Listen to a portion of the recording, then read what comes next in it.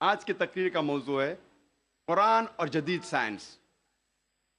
اور جیسے آپ جانتے ہیں کہ جتنے سائنٹیفک ٹرمنالوجیز ہے وہ اکثر انگریزی میں ہیں، سائنس کے جتنے الفاظ ہیں اکثر انگریزی میں ہیں، اور کیونکہ میں نے سائنس بھی انگریزی میں پڑھی ہے اسی لیے اس اردو تقریر میں مجھے اور دقت ہوگی۔ اسی لیے اللہ تعالیٰ سے دعا کرتا ہوں، اور جب ہم انگریزی سائنٹیفک ٹرمنالوجیز کو اردو میں ترجمہ کرتے تو اکثر عوام اسے نہیں سمجھتی۔ مثال کے طور پہ علم حیاتیات، میں پوچھنا چاہتا ہوں کہ اس ماشاء اللہ بھرے میدان میں ہزاروں لوگ ہیں، کتنے لوگ علم حیاتیات کا مطلب جانتے ہیں؟ اپنا ہاتھ اوپر کر سکتے؟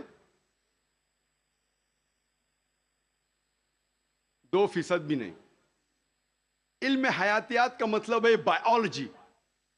کتنے لوگ بائیولوجی کا مطلب جانتے ہیں؟ ہاتھ اوپر کیجئے۔ بائیولوجی، بائیولوجی، ہاتھ اوپر کیجئے۔ کتنے لوگ جانتے ہیں بائیولوجی کے بارے میں؟ ماشاءاللہ اکثر لوگ۔ تو اسی لیے جب ہم انگریزی سائنٹیفک ٹرمنالوجی کا ترجمہ کرتے ہیں تو اکثر لوگ کے سر کے اوپر جاتا ہے، باؤنسر جاتا ہے۔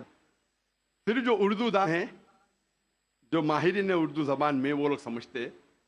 پھر بھی میں کوشش کروں گا کہ انگریزی سائنٹیفک ٹرمنالوجی کو اردو میں ترجمہ کروں یا ہندی میں ترجمہ کروں، لیکن ظاہر ہے کافی غلطیاں ہوں گی۔ اسی لیے میں آپ سے درخواست کرتا ہوں کہ میری غلطیوں کو نظر انداز کیجیے اور میرے تقریر کے پیغام پہ توجہ دیجیے۔ جیسے میں نے کہا تھا، آج کی تقریر کا موضوع ہے قرآن اور جدید سائنس۔ قرآن اللہ سبحانہ و تعالیٰ کی آخری وحی ہے جو نازل کی گئی تھی آخری پیغمبر محمد صلی اللہ علیہ وسلم پر۔ قرآن مجید ساری کائنات کی سب سے بہترین کتاب ہے۔ قرآن مجید ساری انسانیت کے لیے ایک پیغام ہے۔ قرآن مجید اللہ سبحانہ و تعالیٰ کی آخری کتاب ہے جو نازل ہوئی تھی محمد صلی اللہ علیہ وسلم پر۔ اگر کوئی کتاب کہتی ہے کہ وہ خدا کی طرف سے ہے تو اس کتاب پر فرض ہو جاتا ہے کہ وہ اپنے آپ کو ثابت کرے ہر دور میں۔ ہر دور میں اس کتاب کو ثابت کرنا ہوگا کہ وہ خدا کی طرف سے ہے۔ سینکڑوں سال پہلے وقت تھا، دور تھا معجزات کا، ایج آف میریکلز۔ الحمدللہ قرآن مجید is a miracle of miracles. قرآن مجید معجزوں کا معجزہ ہے۔ اس کے بعد آیا دور ادب کا، لٹریچر، پوئٹری۔ الحمدللہ مسلمان اور غیر مسلمان عربی داں یہ کہتے ہیں کہ عربی میں سب سے بہترین کتاب عربی ادب کے لحاظ سے وہ ہے قرآن مجید۔ اور اللہ سبحانہ و تعالیٰ چنوتی دیتے ہیں قرآن مجید میں۔ اللہ سبحانہ و تعالیٰ چیلنج کرتے ہیں سورہ بقرہ میں، سورہ نمبر 2 آیت نمبر 23 اور 24 میں اللہ سبحانہ و تعالیٰ کہتے ہیں وَإِن كُنتُمْ فِي رَيْبٍ مِّمَّا نَزَّلْنَا عَلَىٰ عَبْدِنَا، اور اگر آپ کو شک ہے کہ ہم نے یہ کتاب نازل کی ہمارے بندے پر، اگر آپ کو شک ہے فَأْتُوا بِسُورَةٍ مِّن مِّثْلِهِ، تو آپ ایک سورہ قرآن مجید جیسی پیش کیجئے۔ مِن مِّثْلِهِ، ہو بہو نہیں، قرآن مجید جیسی ایک سورہ آپ پیش کیجئے۔ وَادْعُوا شُهَدَاءَكُم مِّن دُونِ اللَّهِ إِن كُنتُمْ صَادِقِينَ، اور بلاؤ اپنے مددگار کو اور اپنے گواہ کو اللہ کے علاوہ اگر آپ سچے ہیں۔ فَإِن لَّمْ تَفْعَلُوا، اور اگر آپ نہیں پیش کر سکتے، وَلَن تَفْعَلُوا، اور آپ ہرگز پیش نہیں کر سکتے، فَاتَّقُوا النَّارَ الَّتِي وَقُودُهَا النَّاسُ وَالْحِجَارَةُ أُعِدَّتْ لِلْكَافِرِينَ، تو ڈرو اس آگ سے جس کا ایندھن انسان اور پتھر ہے، جو انکار کرنے والوں کے لیے تیار کیا ہے۔ اللہ سبحانہ و تعالیٰ ان 2 آیتوں میں چنوتی دیتے ہیں، انسانوں کو چیلنج کرتے ہیں۔ یہ اس وقت دور تھا عربی ادب کا، اس وقت عربوں کو ناز تھا اپنی عربی زبان پر، اور وہ سمجھتے تھے کہ ان سے بہتر دنیا میں کوئی نہیں ہے۔ اس وقت اللہ سبحانہ و تعالیٰ قرآن مجید نازل کرتے ہیں۔ اور ساری انسانیت کو چنوتی دیتے ہیں، چیلنج کرتے ہیں کہ اگر آپ کو شک ہے کہ یہ کتاب خدا کی طرف سے نہیں ہے تو آپ قرآن مجید جیسی ہو بہو نہیں، ملتی جلتی ہو بہو تو دور کی بات ہے، ایک سورہ پیش کرو، اور قرآن مجید کی سب سے چھوٹی سورت ہے 3 آیتوں کی، صرف 10 الفاظ۔ بہت لوگوں نے کوشش کی، ایک انسان نے بھی کامیابی نہیں پائی، اور تا قیامت کوئی بھی قرآن مجید جیسی قریباً ایک سورہ بھی پیش نہیں کر پائیں گا۔ لیکن آج کا دور ادبی دور نہیں ہے، it's not an age of literature and poetry. اگر کوئی کتاب اپنے آپ کو خدا کی طرف سے کہتی ہے اور ادبی انداز میں کہتی ہے کہ دنیا چپٹی ہے، دنیا سپاٹ ہے، کیا آج کا جدید انسان اس بات کو تسلیم کرے گا؟ بالکل نہیں، کیونکہ آج کا دور ادبی دور نہیں ہے، آج کا دور ہے جدید سائنس کا دور۔ آج ہم کوشش کریں گے یہ تحقیق کرنے کی قرآن اور جدید سائنس ملتے ہیں یا ٹکراتے ہیں، قرآن اور جدید سائنس ملتے ہیں یا قرآن اور جدید سائنس ٹکراتے ہیں۔ اس موضوع پہ ہم انشاءاللہ تذکرہ۔ ایک مشہور سائنسداں، فزسسٹ اور نوبل پرائز ونر جس کا نام البرٹ آئنسٹائن تھا، اس نے کہا science without religion is lame and religion without science is blind. Science مذہب کے بنا لنگڑی ہے اور مذہب سائنس کے بنا اندھا ہے۔ میں پھر سے دہراؤں گا، البرٹ آئنسٹائن جو فیمس فزسسٹ تھا اور نوبل پرائز ونر، اس نے کہا کہ سائنس مذہب کے بنا لنگڑی ہے اور مذہب سائنس کے بنا اندھا ہے۔ میں آپ کو یاد دلانا چاہتا ہوں کہ قرآن مجید سائنس کی کتاب نہیں ہے، SCIENCE، لیکن ہے سائنس کی کتاب، SIGNS۔ یہ ہے نشانیوں کی کتاب، آیتوں کی کتاب۔ اور قرآن مجید میں 6000 سے زیادہ نشانیاں ہیں، 6000 سے زیادہ آیتیں ہیں، ان میں سے 1000 سے زیادہ الحمدللہ سائنس کے بارے میں ذکر کرتی ہے۔ آج کی اس تقریر میں میں صرف ان سائنٹیفک فیکٹس، سائنس کے حقائق کے بارے میں ذکر کروں گا which have been established، جو سائنسداں ثابت کر چکے ہیں۔ Scientific hypothesis, scientific theories, scientific نظریہ، ان کے بارے میں ذکر نہیں کروں گا، کیونکہ ہم جانتے ہیں کہ many a time scientific hypothesis theories take U-turns۔ یہ سائنس کے نظریے جو ہیں کئی بار وہ اپنے نظریے سے پلٹ جاتے ہیں۔ اسی لیے اس تقریر میں صرف میں سائنٹیفک فیکٹس کے بارے میں ذکر کروں گا، سائنس کے حقائق کے بارے میں۔ سب سے پہلے ہم تذکرہ کریں گے ایسٹرونومی کے بارے میں، فلکیات کے بارے میں۔ 35 سے 40 سال پہلے کچھ سائنسداں نے تحقیق کی ایک موضوع پہ، تخلیق کائنات، مطلب کریشن آف دی یونیورس۔ اور ان سائنسداں نے کہا کہ ہماری کائنات سب سے پہلے ایک پرائمری نیبولا تھا، بنیادی گولا، ابتدائی گولا۔ اس کے بعد there was a secondary separation، دوسری جدائی، دوسری علیحدگی، اور ایک بڑا دھماکہ ہوتا ہے بگ بینگ۔ اس کے بعد وجود میں آیا گیلیکسیز، کہکشائیں، ستارے، سیارے، چاند، سورج، اور یہ زمین جس میں ہم رہتے ہیں۔ اسے سائنسداں نے کہا بگ بینگ، بڑا دھماکہ۔ یہ جو سائنسداں نے تقریباً 40 سال پہلے ڈھونڈا کس طریقے سے کائنات وجود میں آئیں، تخلیق کائنات، قرآن مجید میں اس کا ذکر 1400 سال پہلے ہے۔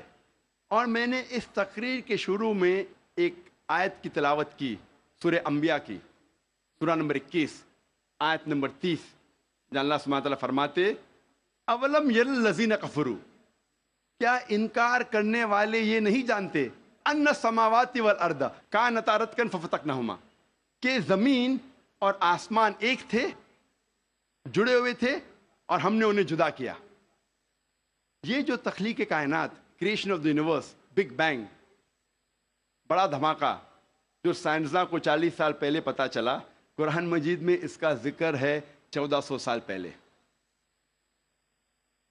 قرآن مجید میں اللہ سبحانہ تعالیٰ فرماتے ہیں سورہ فصلت میں، سورہ نمبر 41 آیت نمبر 11 اور 12 میں، کہ اللہ سبحانہ و تعالیٰ نے آسمان کی طرف دیکھ کے کہا جب وہ دھواں تھا کہ آسمان اور زمین ایک ساتھ آ جاؤ، ولنگلی اور انولنگلی، اپنے مرضی سے یا اپنے مرضی کے بنا، اور ان نے کہا کہ ہم اپنے مرضی سے ایک ساتھ آ جاتے ہیں۔ قرآن مجید میں لکھا ہے کہ آسمان سب سے پہلے دھواں تھا، عربی لفظ ہے دخان، اور آج کے سائنسداں یہ کہتے ہیں کہ کائنات بننے کے پہلے یہ آسمان دھواں تھا، انگلش میں کہتے ہیں گیس، لیکن عربی میں دخان کے معنی ہے اسموک۔ کچھ مفسرین نے ترجمہ کیا مسٹ، دھند، جو میرے حساب سے صحیح ترجمہ نہیں، کیونکہ دھند ہوتا ہے ٹھنڈا اور دھواں ہوتا ہے گرم۔ دھماکے کے بعد ہم اکثر دیکھتے ہیں گرم دھواں، دھند نہیں دیکھتے۔ تو قرآن مجید میں لکھا ہے کہ آسمان تھا دھواں، اور آج سائنس یہ کہتی ہے کہ اسموک گیس سے اور بہترین لفظ ہے۔ جو قرآن مجید میں دخان لکھا ہے وہ گیس سے اور بہترین ہے، اور scientifically smoke is a better word than gas. آپ سوچ سکتے قرآن مجید میں اس کا ذکر ہے 1400 سال پہلے۔ انسان پہلے سمجھتے تھے کہ زمین سپاٹ ہے، چپٹی ہے۔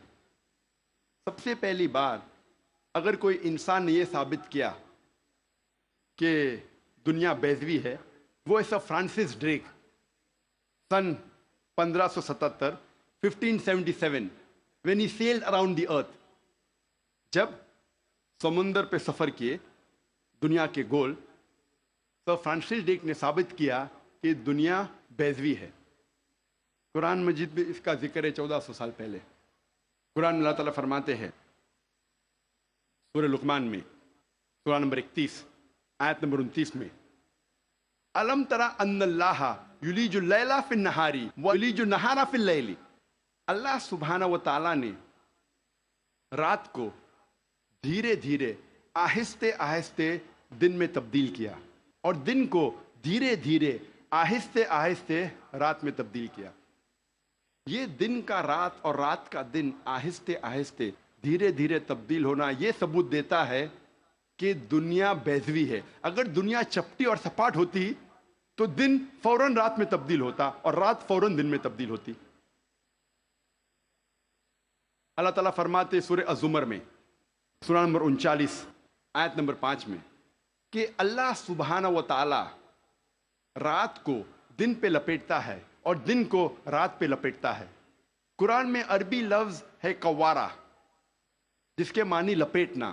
جس طریقے سے ایک انسان پھیٹا سر پہ لپیٹتا ہے، a person coils the turban on the head، اسی طریقے سے اللہ تعالیٰ فرماتے ہیں کہ رات دن پہ لپیٹی جاتی ہے اور دن رات پہ لپیٹا جاتا ہے۔ یہ دن کا رات اور رات کا دن پہ لپیٹنا اسی وقت پاسبل ہے جب دنیا بیضوی ہے۔ اگر دنیا چپٹی اور سپاٹ ہوتی تو یہ ممکن نہ ہوتا۔ قرآن مجید میں اللہ تعالیٰ فرماتے ہیں سورہ نازیات میں، سورہ نمبر 79 چیپٹر 79 آیت نمبر 30 میں، وَالْأَرْضَ بَعْدَ ذَلِكَ دَحَاهَا، اور اس کے بعد اللہ سبحانہ و تعالیٰ نے زمین کو پھیلایا بچھونا جیسے۔ دہا کہ ایک معنی ہے پھیلانا، اور دہا کی دوسری معنی آتا ہے عربی لفظ دھویا سے، جس کے معنی ہے بیضا، جس کے معنی ہے انڈا۔ اور ہم جانتے ہیں کہ دنیا گول ہے، بیضوی ہے، اور ہم یہ بھی جانتے ہیں آج کہ کہ دنیا پوری طریقے سے گول نہیں ہے، وہ اوپر اور نیچے سے from the poles it is flattened, اوپر اور نیچے سے چپٹی ہے، جسے ہم کہتے ہیں انگریزی میں جیو اسفیئریکل ان شیپ، ارضی بیضوی. اور یہ لفظ جو دہا ہے وہ عام انڈے کے لیے نہیں ہے، عام بیضے کے لیے نہیں، خصوصاً شتر مرغ کے انڈے کے لیے، شتر مرغ کے بیضے کے لیے. اور جب ہم دیکھتے ہیں شتر مرغ کا بیضہ انڈا اس جیو اسفیئریکل ان شیپ، ارضی بیضوی کے شکل میں ہے. آپ سوچ سکتے ہیں 1400 سال پہلے اس کتاب میں لکھا ہے کہ یہ زمین، یہ دھرتی اس جیو اسفیئریکل ان شیپ، ارضی بیضوی شکل میں ہے.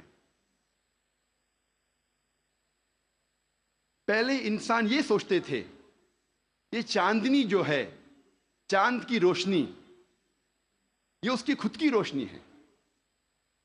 چند صدی پہلے ہمیں پتا چلا کہ چاند کی روشنی، چاندنی اس کی خود کی روشنی نہیں ہے، یہ سورج کی لی ہوئی روشنی ہے، سورج کی منعکس شدہ ریفلیکٹڈ لائٹ ہے، بوروڈ لائٹ ہے.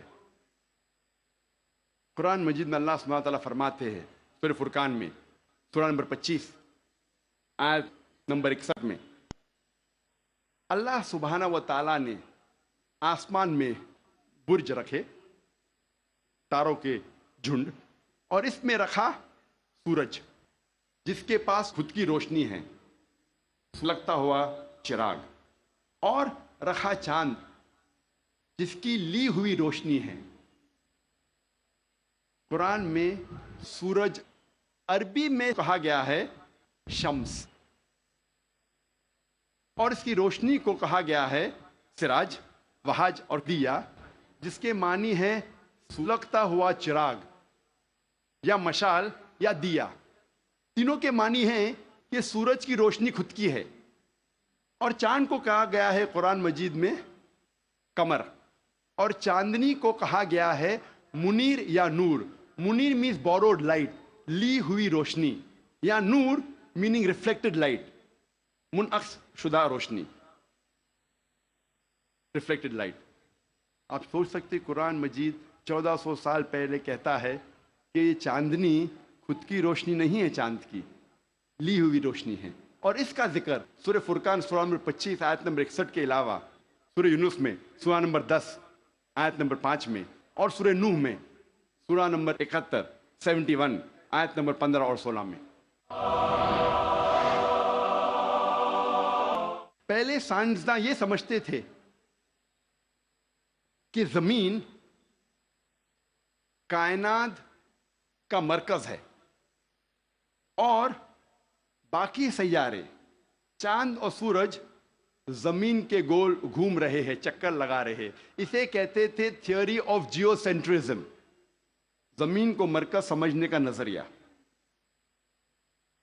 اور یہ لوگ 2 صدی سے، ٹولمی کے وقت سے مانتے تھے، 16ویں صدی تک، جب تک کوپرنیکس نے کہا کہ زمین کے گول چاند اور سیارے نہیں چکر لگا رہے ہیں، لیکن سورج کے گول زمین، چاند اور باقی سیارے چکر لگا رہے ہیں، گھوم رہے ہیں.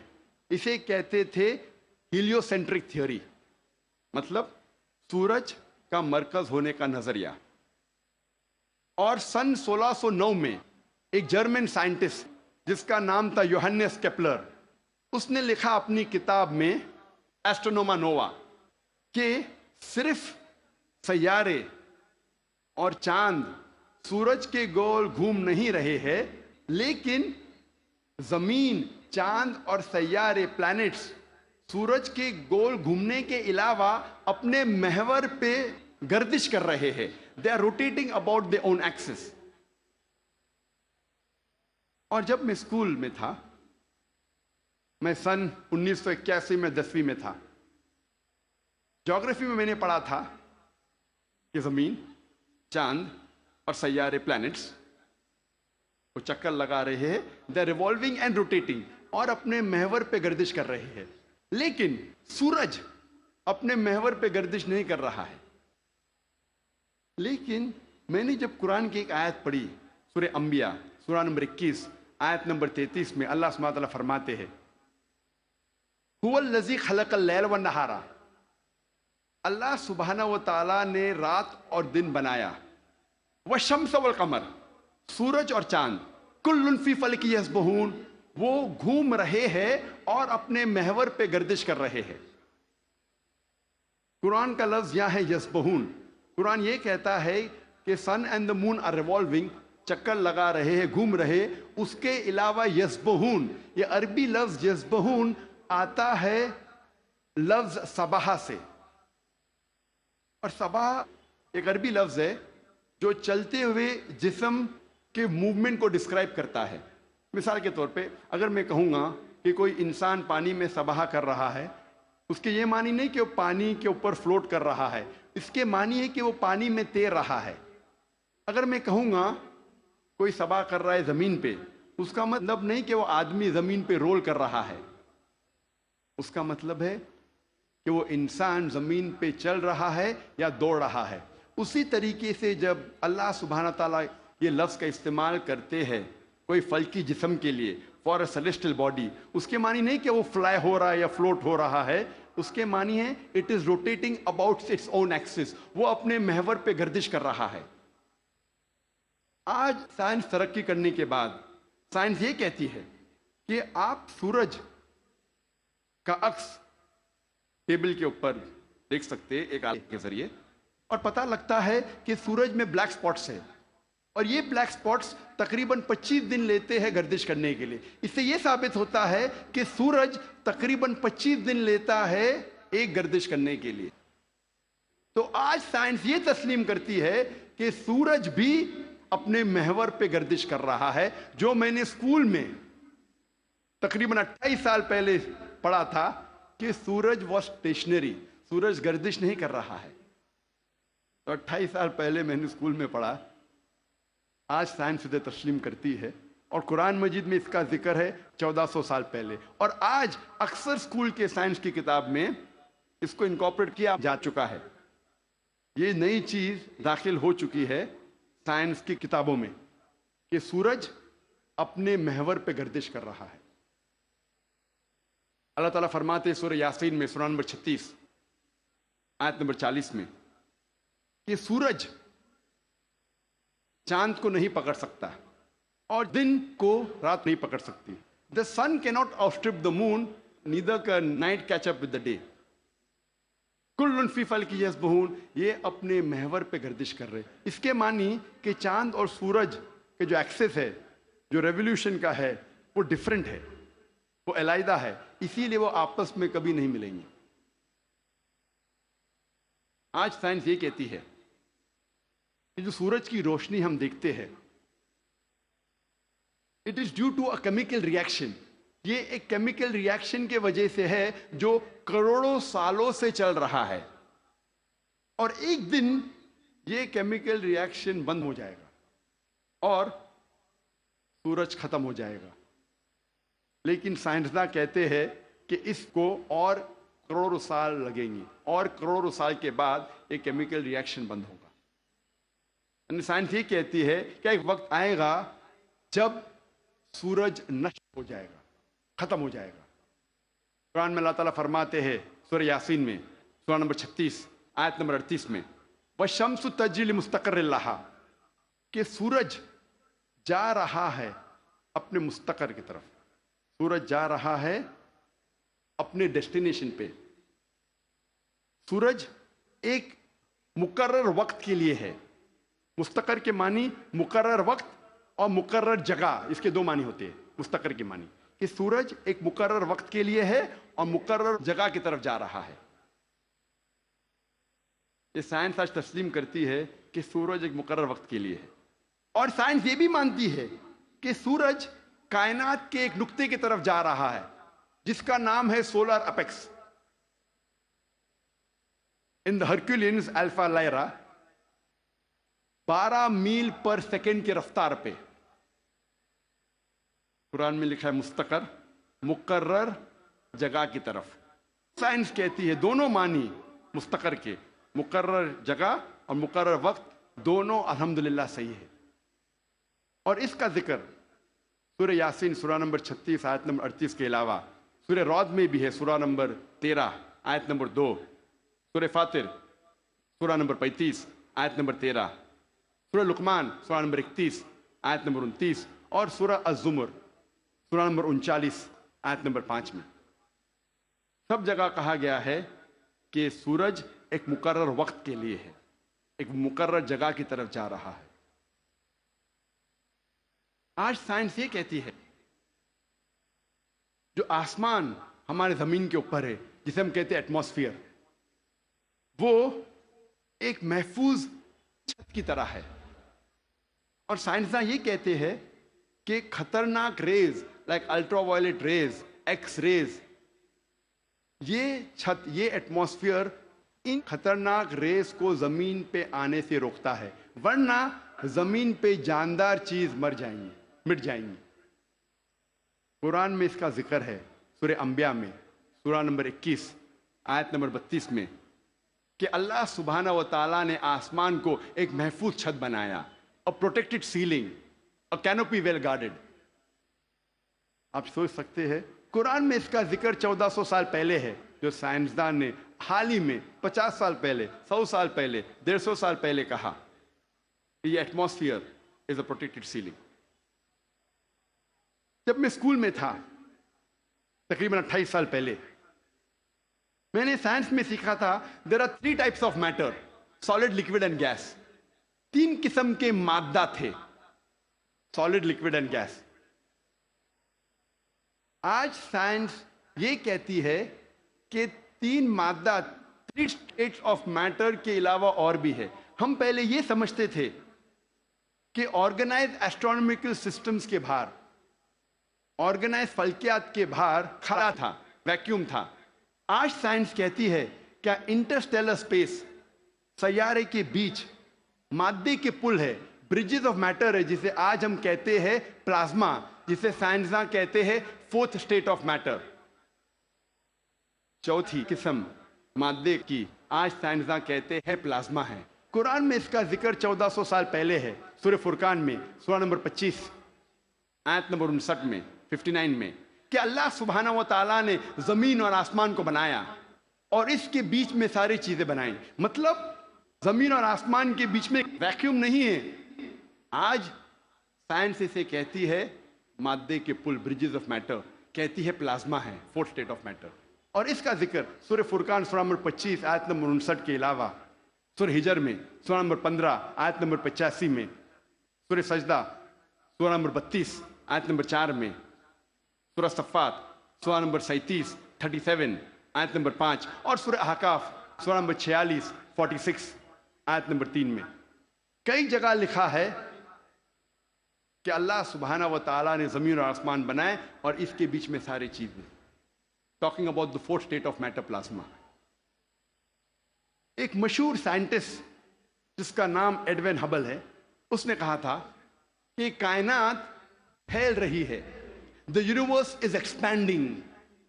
اور قرآن میں اللہ تعالیٰ فرماتے ہیں سورہ ذریات میں سورہ نمبر 51 آیت نمبر 47 آیت نمبر 47 میں کہ ہم نے یہ کائنات بنائی پھیلتی ہوئی، عربی لفظ مؤسیونہ، پھیلنا۔ اور آج سائنس اس کو تسلیم کرتی ہے کہ ہماری کائنات پھیل رہی ہے، our universe is expanding۔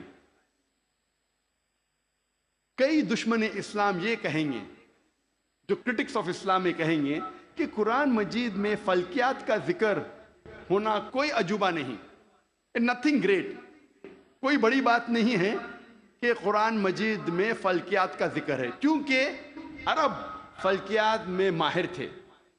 میں اس بات کو مانتا ہوں کہ عرب فلکیات میں ماہر تھے، لیکن ان سے یہ کہنا چاہتا ہوں کہ قرآن مجید نازل ہونے کے بعد کچھ صدی بعد عرب فلکیات کے میدان میں ماہر بنے، تو قرآن مجید سے عرب نے فلکیات سیکھا، نہ کہ الٹا۔ ذکر کریں گے طبیعت کا۔ طبیعت انگلش میں کہتے ہیں فزکس۔ اور کئی صدی پہلے ایک نظریہ تھا جسے کہتے ہیں ایٹمزم، اور 23 صدی پہلے گریکس पर्टिकुलरली डेमोक्रेट्स, उनने ये एटोमिज्म के बारे में सबसे पहले कहा, एटोमिज्म के नजरिए के बारे में, और कहा कि मैटर के सबसे छोटे हिस्से को कहते हैं एटम, मादा के सबसे छोटे हिस्से को कहते हैं जर्रा। अरबी और उर्दू में एटम को कहते हैं जर्रा। और उस वक्त इंसान ये सोचते थे कि जर्रे को तकसीम नहीं किया जा सकता। आज साइंस तरक्की करने के बाद हम मानते हैं कि atom is the smallest part of matter having the characteristics of the element.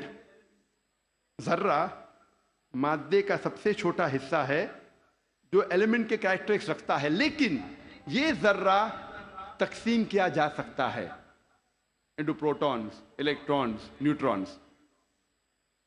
Quran मजीद में जर्रे का जिक्र है तो लोग समझेंगे कुरान मजीद आउटडेटेड है, ये पुरानी किताब है। जर्रे का जिक्र है, अभी आउटडेटेड है। कुरान में जर्रे का जिक्र है, लेकिन जर्रे के आगे क्या लिखा है वो भी हमें देखना चाहिए। कुरान मजीद में लिखा है सूरह सबा में, सूरह नंबर 34 आयत नंबर 3 में, कि इनकार करने वाले जब कहेंगे कि वो घड़ी कभी भी नहीं आएगी, आखिरत के बारे में, क़यामत के बारे में, वो घड़ी कभी नहीं आएगी, तो अल्लाह ताला फरमाते कहो उनसे जरूर आएगी अल्लाह की मर्जी से, जिसके पास इल्म गैब है, जिसके इल्म में छोटा सा जर्रा जमीन और आसमान में, और उस चीज जो जर्रे से छोटी है और बड़ी है उसका इल्म भी उसकी किताब में महफूज है। तो कुरान मजीद में लिखा है कि जर्रे बराबर चीज का इल्म है अल्लाह के पास, और जर्रे से छोटी चीज और बड़ी चीज का इल्म भी है। और ये इंफॉर्मेशन, ये खबर दोहराई गई है सूरह यूनुस में, सूरह नंबर 10 आयत नंबर 61 में, कि अल्लाह सुब्हाना व तआला के इल्म में है जर्रे जैसी चीज जो आसमान और जमीन पे है, और वो चीज जो जर्रे से भी छोटी है और जर्रे से बड़ी है उसके किताब में महफूज है। तो कुरान आउटडेटेड नहीं है, कुरान अप टू डेट है। कुरान पुरानी किताब नहीं, बट अल्हम्दुलिल्लाह जदीद किताब है। अब हम जिक्र करेंगे